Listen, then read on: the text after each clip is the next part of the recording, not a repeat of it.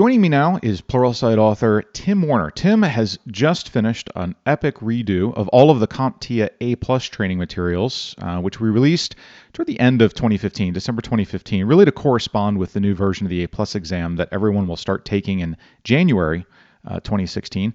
Tim, welcome to the show, and I guess it's probably reasonable to say that a lot of our listeners haven't looked at a CompTIA exam for a long time. So tell us a little bit about what's on the A+ these days. What is it still, plugging in RS-232 cables? Right. Well, first of all, thanks for having me, Don. It's a pleasure to be here.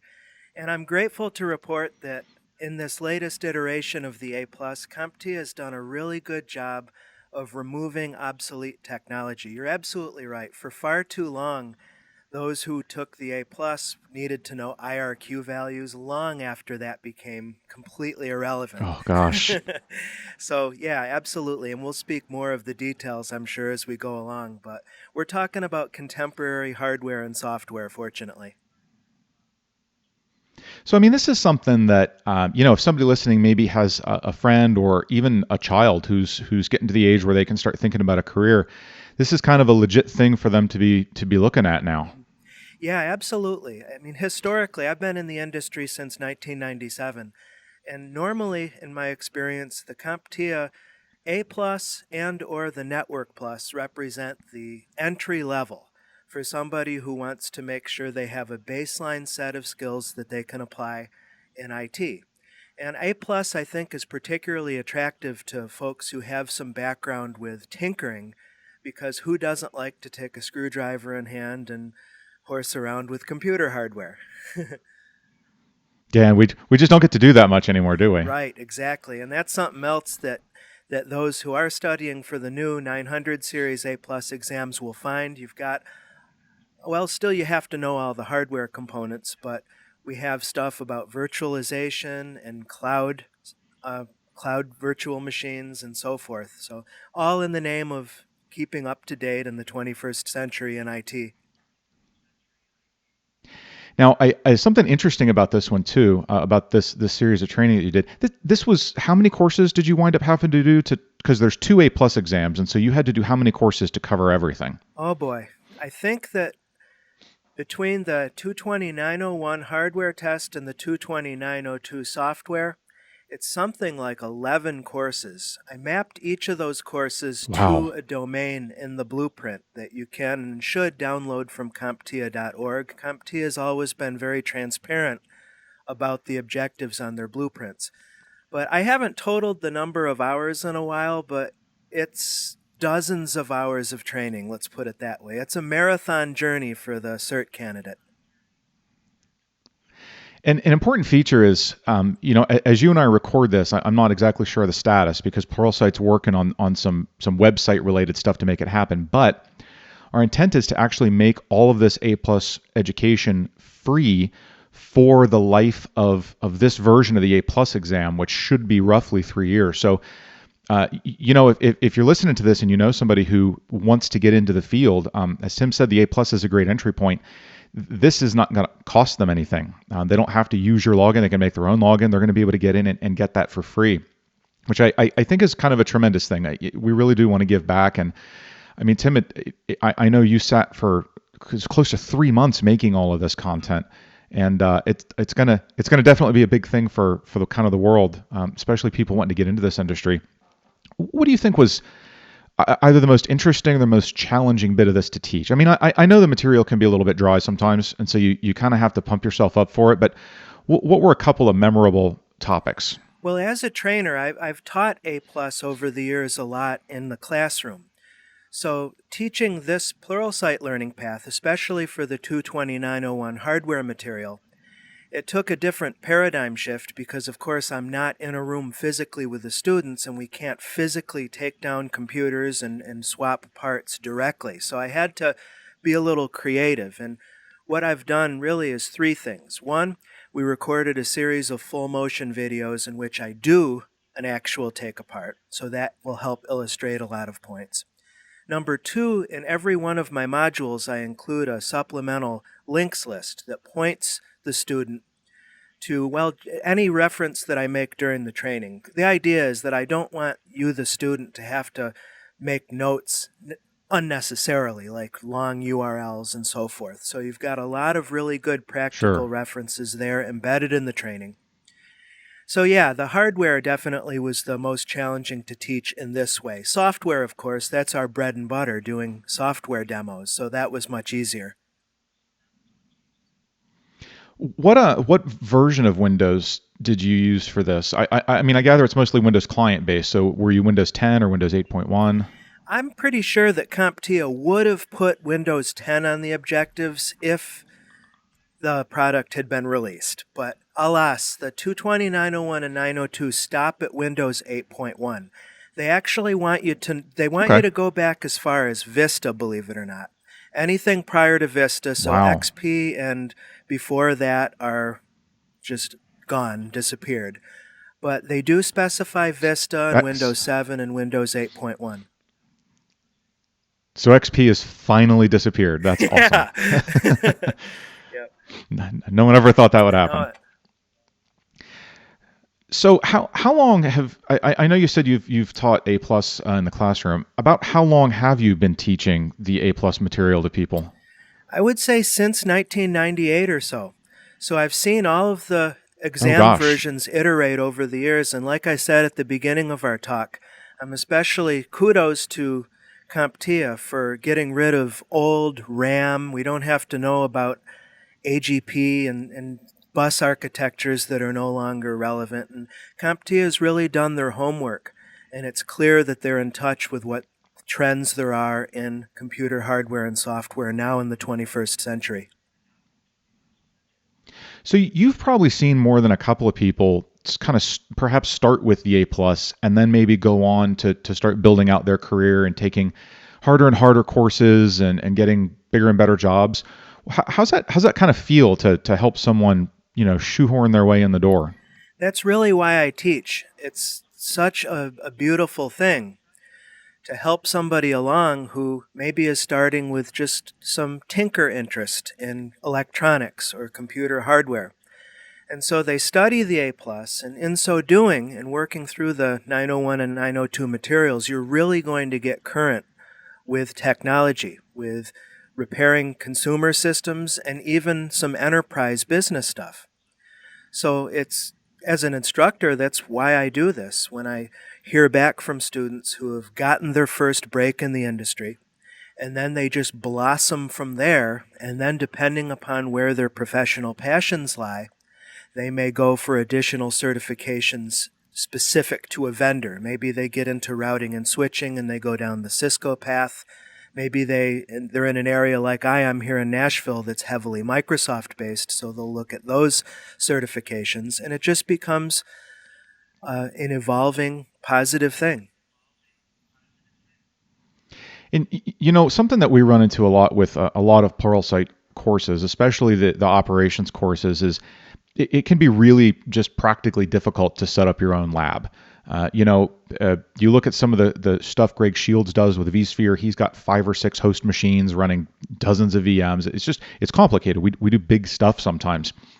A plus is a little bit different. It's not just that it's entry level though, but you can hop on, Newegg or something like that, and you can put together a decent computer for $400 or $500. So the stuff people are learning, they can actually practice without a lot of investment, right? Yeah, I'm so glad that you brought that up. Absolutely, yes. I want to draw everybody's attention to the introduction courses. The first course of the 22901 and 902 learning paths, Jason Helmick and I, my Pluralsight colleague, or should I say, our Pluralsight colleague, have a talk, and I talk a little bit more about that. The fact that it's really important not just to pick up the theory in the training, but also to get your hands-on skills.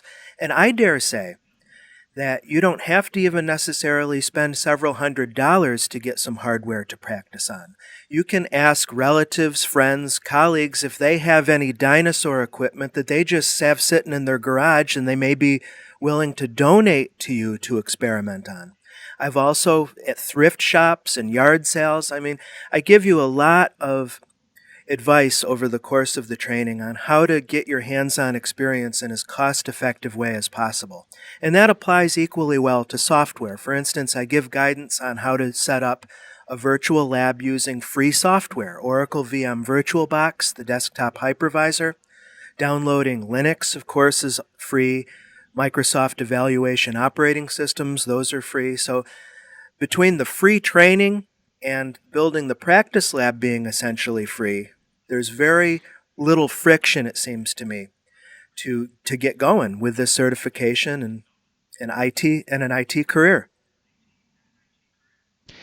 Listen as you say that. You know what I think would be a really, really cool thing, and I might kind of start pressing this, but for whoever listens to this, if someone has a local user group and perhaps they're getting together once a month to talk about PowerShell or Windows Server or whatever, this would be a really cool thing for the user group to do to kind of give a little back to their own community. A lot of people have kids, obviously. A lot of them are going to be at an age where they could sit through this training. Say, look, the training's free. Go tell your friends at school. They can sign on. They can watch this. And then in a couple of months, after you've had time to maybe go through the hardware thing, we're going to let all you kids come to our user group meeting, and we're all going to have a big hardware workshop.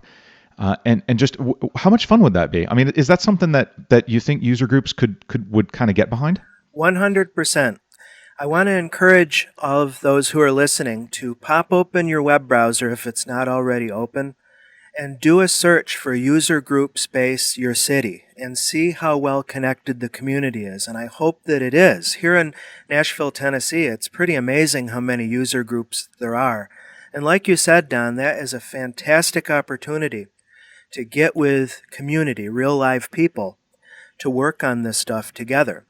I mean, some people who are new to computer-based learning, like we have at Pluralsight, there's a little bit of a learning curve. If you're accustomed to, for instance, being in a classroom physically, it's a little bit of a paradigm shift to be learning via our videos. So definitely being involved with technology user groups where you live. And also, I dare say, we have community at Pluralsight. I mention this in the training a lot, but please know that we have for every one of our courses a discussion forum devoted to the course. And I myself get pinged. My email gets pinged every time a student submits something to one of my courses. So I'll respond to you immediately if you have any questions or if you want to share your experience or whatever. So let's assume somebody sits and they go through all this. They get some hardware. They get Windows installed. They spend some time playing with it, and they really feel they've got the A plus under their in their grip, and they're ready to take the test. Now, test taking, especially for younger folks who are just tested constantly in school, what are some tips that you could offer to kind of calm your nerves and get yourself in the right frame of mind to actually take those exams? Mm-hmm. One thing that immediately springs to mind is breathe. I've had students, who just are like, okay, I'm ready, I'm champing at the bit, and they'll register both exams for the same day. Now, I guess it really depends upon the individual's personality, but I might recommend at least putting a day between the two exams because the time limit is approximately 100 minutes, about 100 items with 100 minutes. So a minute an item, and not all the questions are multiple choice. CompTIA has turned to performance-based items over the last few years. So you'll have maybe a simulated Windows 8 desktop, and you may be asked, for instance, to configure a static IP address for a workstation, this kind of stuff. So I would say breathe. I would say invest in practice exam software if you're not accustomed to taking computer-based tests, because that's another surprise that I've seen some students have who are new to computer-based testing. They're maybe familiar with the old, I had, and you probably did too, Don, those old Scantron paper forms back in grade school. Oh, yeah, with the bubbles. Yeah. It's a different thing when you're sitting at a computer screen. So I know we're building out our assessment stuff to a huge degree, and I think that those skills are really crucial because let's face it, most IT certification exams are computer-based. Well, and the A plus is likely to be the first exam you take in your career, but it is very unlikely to be the last one. What do you think is probably a good next step for somebody once they've conquered the A plus? What kind of directions could they maybe go? What I've seen a lot of newly certified A-plus candidates do is they wind up working at a business performing warranty repairs on the company's own equipment. And in that case, depending upon who the original equipment manufacturer is, the person may be required to certify as, say, a Dell authorized technician or an Apple certified technician. So the vendor OEM certifications are one possibility. On the other hand, if the person winds up in a Best Buy or a mom and pop repair shop just doing a lot of residential commercial work, the person may decide that they just don't need it. I mean, you of course have to weigh the return on investment with certification. And then, like I said earlier, depending upon the person's own interests, I remember when I was first certified as an A-plus tech, I loved the hardware and I loved Windows, so it was a natural fit for me to start deep diving more into Windows, and then that kind of got me into Ethernet networking and got me into Windows Server, and then I earned the MCSE in Windows NT4. So I would strongly encourage A-plus holders to just let their interests and their professional passions and what they're doing professionally dictate what the next cert is. And certainly our library is huge enough to accommodate them in that journey. And, just listening to what you said there, I had never really thought of, so some background. I took my A plus when I was really already working as a network technician. I had never heard of the CompTIA stuff before. I already had my MCSE, and the company I was with was really encouraging everybody to kind of backfill and get their base level certifications. And so I took the A plus back then.